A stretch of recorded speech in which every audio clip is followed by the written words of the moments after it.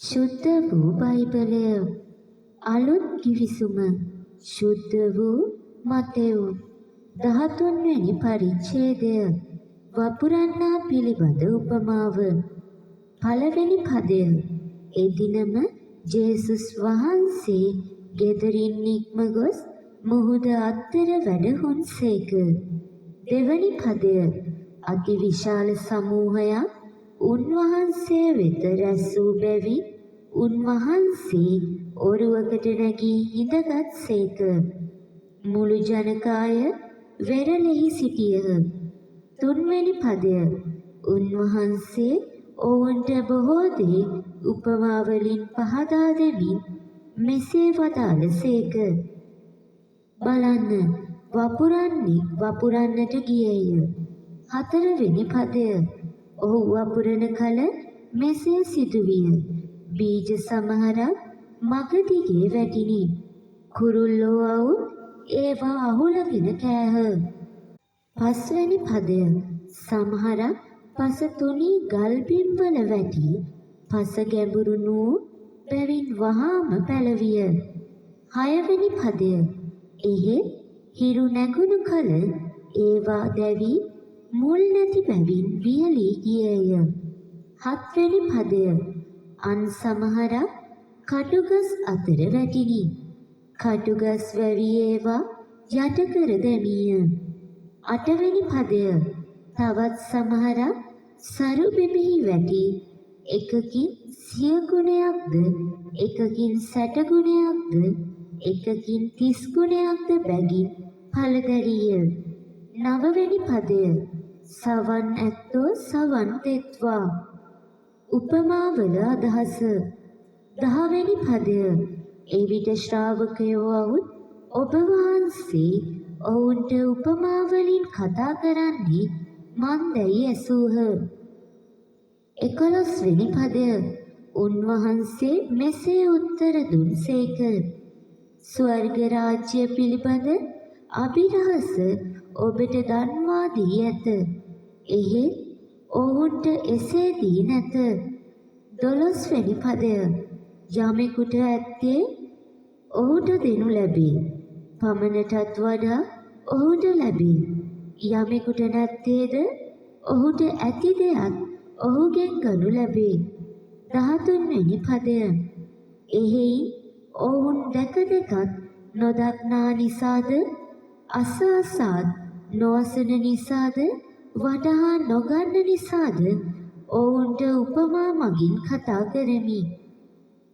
14වෙනි පදය මෙසේ යෙසායාගේ දිවැස්කීම ඔවුන් කෙරේ ඉෂ්ට වනු ඇත. එනම් ඔබ අස අසාත් තේරුම් නොගන්නහුය. දැක දැකත් නොදක්නහුය. 15වෙනි පදය මේ සෙනගගේ සිත් අඳුරුය. ඔවුන්ගේ කන් වැසී ඇත. ඔවුන්ගේ ඇස් පිය වී ඇත. එසේ නොවී නම් ඔවුන් ඇසින් බලා කනින් අසා සිතින් තේරුම්ගෙන හැරෙනු ඇත. මමද ඔවුන් සුවපත් කරමි. 16වෙනි පදය එහෙත් ඔබට ඇසින් පෙනෙන නිසාද කනින් ඇසෙන නිසාද ඔබ වාග්යවන්තය. 17වෙනි පදය සැබවින්ම මම ඔබට කියමි බොහෝ දෙවසිවරයන්ද දැහැමි අයද ඔබ දකින දේ දකින්නත් අසන දේ අසන්නත් අසා වූ නමුත් ඔවුන් ඒවා දුටුවේවත් ඇසුවේවත් නැත.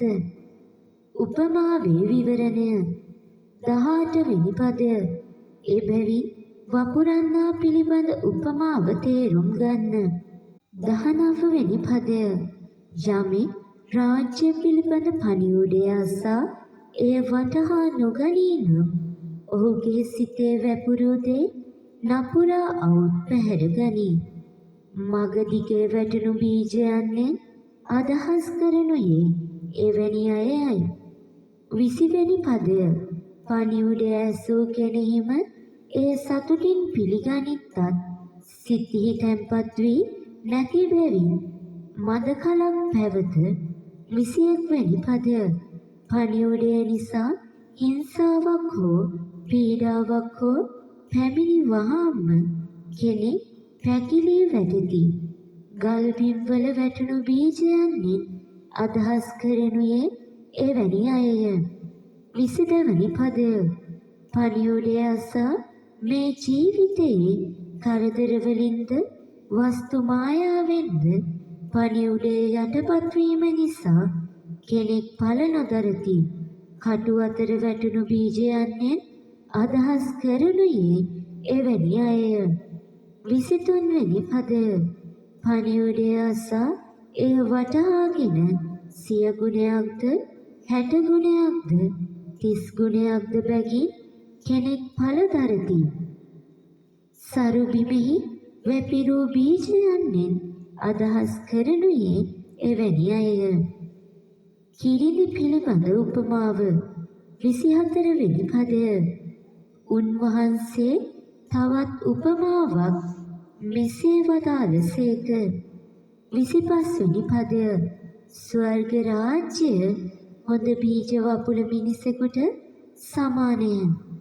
ඔවුන් මිනිසුන් නිදා සිටියදී ඔහුගේ සතුරා අවුත් තිරිඟු අතර කිරිඳි වපුරා ගියේය. 26 වෙනි පදය. තිරිඟු පැල නැගී කරල් හටගත් කල කිරිඳිත් මතුවිය. 27 වෙනි පදය. එවිට ගෘහමූලිකයාගේ දාසයෝ අවුත් ස්වාමීනි ඔබේ කෙතෙහි ඔබ හොඳ බීජ වපුලා නොවේද?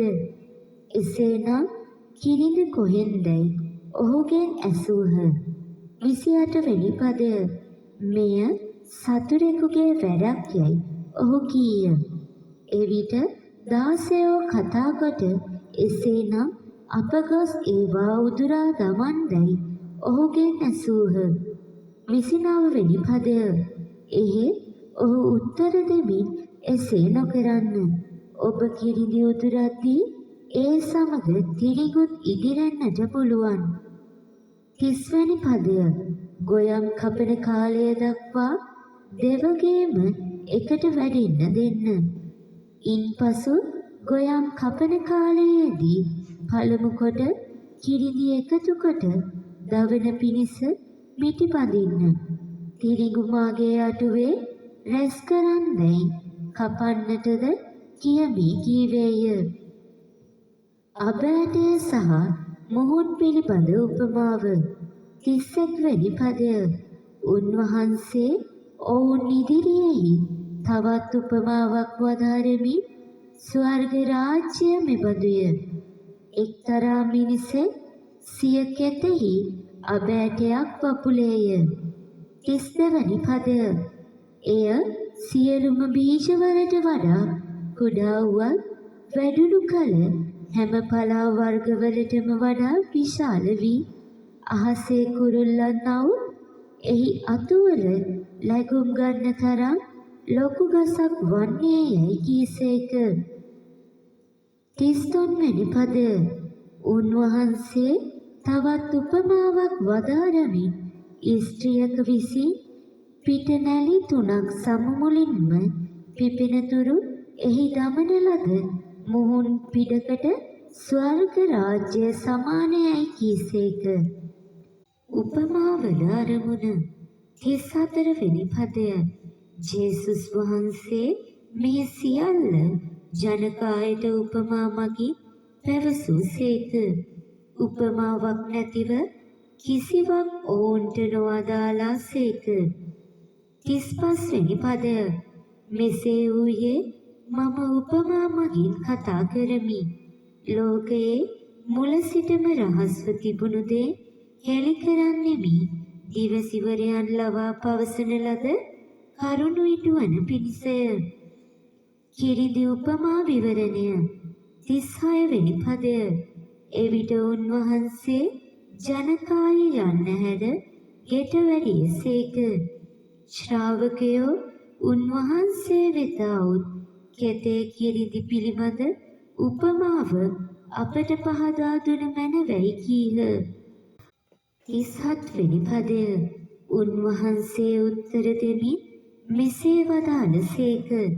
හොඳ වීජ වපුරන තැනැත්තේ නම් මනුෂ්‍ය පුත්‍රයා නොය. 38 වෙනි පදය. කෙත නම් ලෝකය. හොඳ බීජ නම් රාජ්‍යයට අයිතිය.